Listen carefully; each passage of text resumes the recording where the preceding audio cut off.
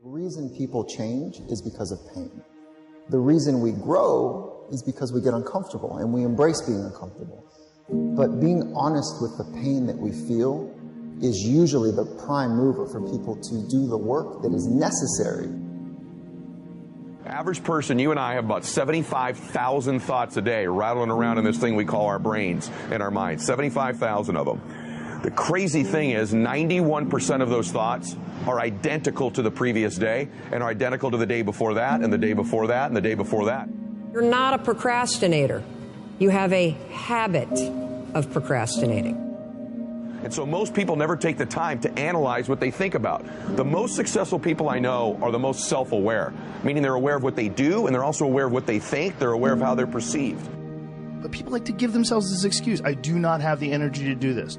Whatever. If you decide that, that's true. But if you watch a motivational video, there's 100 of them on YouTube, thousands even. You go watch one, you'll get fired up. You're like, I'm going to jump some rope. You jump some rope, you do something. Just do some push-ups, do something, do some body weight squats. You'll feel better.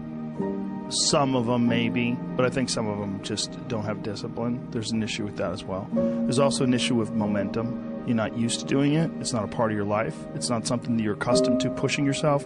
There's been many days where I didn't want to work out. I just didn't feel like I had the energy, and I just forced myself. And I think there's very few people out there that know how to force themselves. And we wonder why our life seems to repeat itself over and over again. So really the difference in our life, if we have 75,000 thoughts a day, here's the crazy thing, 91% of them are exactly the same. The separation in our life is in those 9% of their thoughts, because remember this, these magnets are pretty powerful. That's why I'm always saying that your obsessions become your possessions, because they do. You draw into your life exactly what it is you think about. It's a physical reality that you attract to yourself what you think about. So the difference in our life is 9% of our thoughts. That's why people say all the time the difference between winning and losing is so small, it's almost too scary to talk about. And really we've identified what it is. It's 9% of what we think about alters the direction of our life.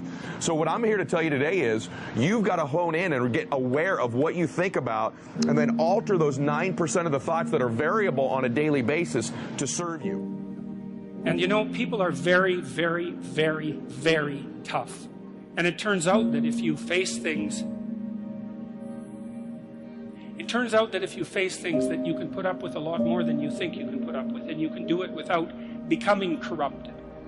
You have to be alert when you're suffering. You have to be alert to the beauty in life, the unexpected beauty in life. And, you know, you have to look for that little bit of sparkling crystal in the darkness when things are bad. You have to look and see where things are still beautiful and where there's still something that's sustaining. And, you know, you narrow your time frame and you be grateful for what you have, and that can get you through some very dark times. Our belief system is based upon our evaluation of something. Frequently, if we reevaluate a situation, our belief about it will change. I began reevaluating who I was. I started to study. I never stopped studying. And I found as I reevaluated, I had a much higher opinion of myself. I found out things about me that I would have never believed if you had told me. The power that's locked up within us, the marvelous system we've got. Do you know the blood circulates through your veins every 33 seconds, through hundreds of miles of passageway? Bang, just like that, clears all the food in and all the garbage out. Stop and think of the central nervous system. It's the most complex electrical system in the world. And you've got it. Think of your brain, an electronic switching station like that. You can change the vibration of yourself and everything around you. We have awesome powers, and it's all based on what you believe about you.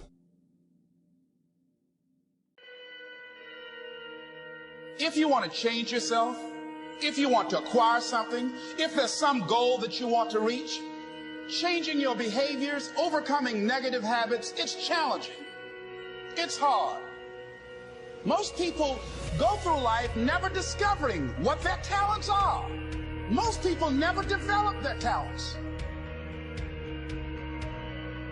The only thing that's going to make you happy, my friend, in this year or any other, is to step up. It's to raise the standard. It's to discover what you're capable of and feel that incredible power pushing through whatever's holding you back and get to the other side of more of your true self. That's what this game's all about. When you step into your fears, and continue to push yourself to go on, something happens for you. If you look at somebody who's really successful and you think, wow, I mean, they're so amazing, they're such a genius, you got to dig underneath and you got to remember something. People are rewarded in public for what they practice for years in private. If you don't develop the courage to do that which has been given you to do, and you spend a lot of time going around trying to convince other people or trying to get their approval, what will happen is that you will lose your nerve.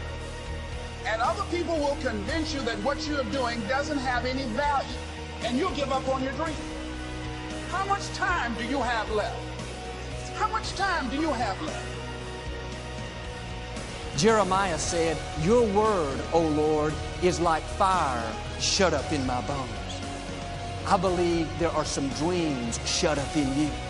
Like fire, you're going to feel your destiny calling out. May not have happened the first time. The loan didn't go through. You didn't get chosen for the part. The medical report wasn't good. That's okay. This is a new day. What God started, He's going to finish. You may have missed some opportunities, but God knows how to make up for lost time. He's going to give you another chance. He said in the book of Joel, "I will restore the years that have been stolen."